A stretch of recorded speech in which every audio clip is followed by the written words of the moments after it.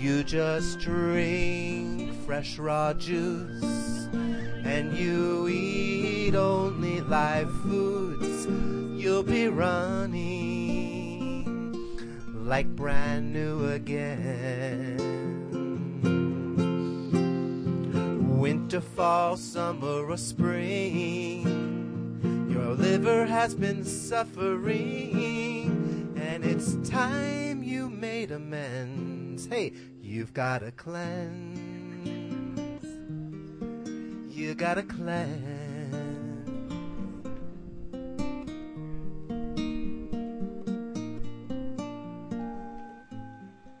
One ring for the enlightened one who we acknowledge within us.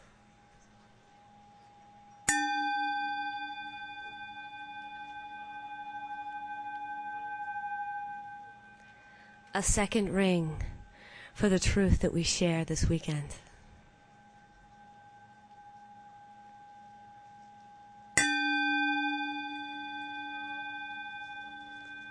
A third ring for the beautiful family who surrounds us, who inspire and encourages us.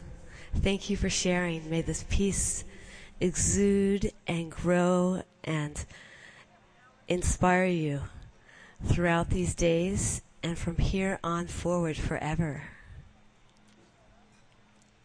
Oh, but where I come from, you'd get well. Oh, my father said, how? He said, fresh foods, live foods, sunshine, exercise, massage, deep breathing. In Switzerland, they put you in a sunroom, even in the wintertime, and Father Knipe had the old fire hoses out, and they'd go up and down your front and up and down your back, getting the circulation going. So I made it my mission to go home and to make this food taste fantastic. And I knew I could do it because I started when I was there. And Dr. Ann Wigmore would come down at 4 o'clock in the morning, and she would eat some of the goodies that I was making in the food processor. And she told me, you are going to be a beacon of light for my teachings. She knew what was going to happen. With my first 2 kids, I so did it wrong, and you guys are these young moms, and there's another way. There's a raw food way. And then I went through my home, and I did something called the dump. I've got a chapter in my book called The Dump. I looked around my house and I noticed that everything in my house was toxic. So here I was feeding my family properly and teaching young mothers about how to feed their children properly, but we were using all these toxic products in our home.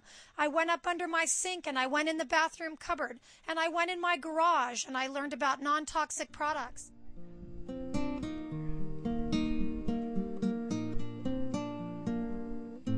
And I want to talk just for a minute about how disease starts, because the fundamental element of our bodies, of ourselves, is our cells, right? We are made up of 30 trillion cells. The human body has these ingenious building blocks, and a cell wants only a handful of things. We have actually been doing a lot of research, and not only on wild foods, but taking the most powerful wild foods we can find, the most powerful herbs, the most powerful superfoods, and now we're in the stage of growing them. You know, one project now more than 2 years old, where it's like now we're getting all that stuff going on in the soil. What is that stuff is what we're going to touch on, and we're going to get onto where it's all going, and then what the whole key of it all is. And that key is that piece I was telling you. That's the thing. I'm going to say it one time. If you miss it, you missed it. You're going to have to ask your neighbor. You can cheat off your neighbor's paper, by the way. The more heat-treated proteins or exaggerated levels of your own body cells melt down due to acidic condition, which is causing high cellular death rate. As it's all flooding the bloodstream, it's creating a tremendous challenge to your oxygen transport. And you've got to realize that your oxygen transport is greatly dependent.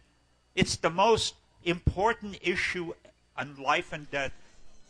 In the green leaves. So before blooming, the green leaves are the richest source of any nutrition in the world. Ask Bridget Mars. She would tell you, she's herbalist. collect herbs before blooming. And there is a lot of evolution has happened within the raw food community in that time. And obviously there's still more evolution to go. We're always evolving and growing. And if we're not, we're just completely standing still. One of the hallmarks of a raw foods diet, or one of the reasons, is so you can cleanse and purify yourself. This is no longer counterculture. This is culture. And unless we develop and adapt this type of a culture, this type of thinking, this type of consciousness worldwide, the world cannot survive. It is not only living food, but living food is, I consider, one of the legs on the table of existence.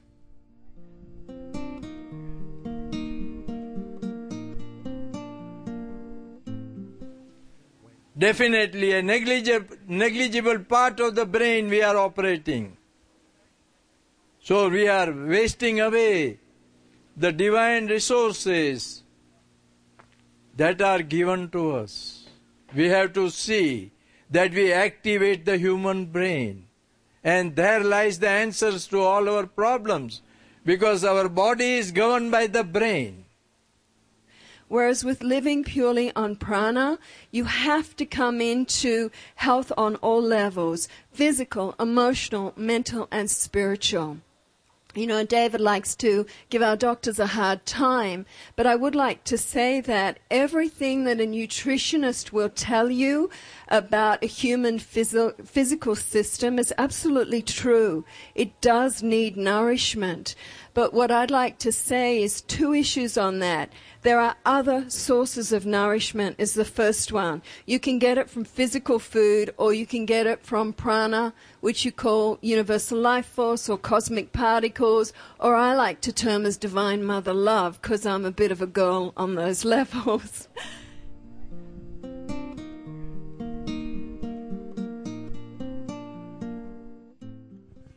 I think you've asked the wrong question, because I don't eat. I live on prana. So I wouldn't know. You know, I've been living on prana for 14 years. I don't need physical food. So, you know, I can't even remember the last meal I had. I'm sure David might help you, or someone else can help you. This is a subject I'm very passionate about, because people do need to know the truth. And the truth is that spring water is our natural water, and nothing, no human consciousness can take what the premier fruit or flower of the entire water organism on the earth is, which is spring water, and take some toxic water and turn it into something drinkable through some filtration system. That's not possible. So the actual water that's naturally filtered through the whole hydrological cycle, the fruit of the water body of the earth, which is the ocean, its fruit, its flower, its pollen is the spring that's in the high mountains. We, as Jasmine says, the energy is inside of us already. We don't need to continue to imitate that same conditioning. So I would say for a while,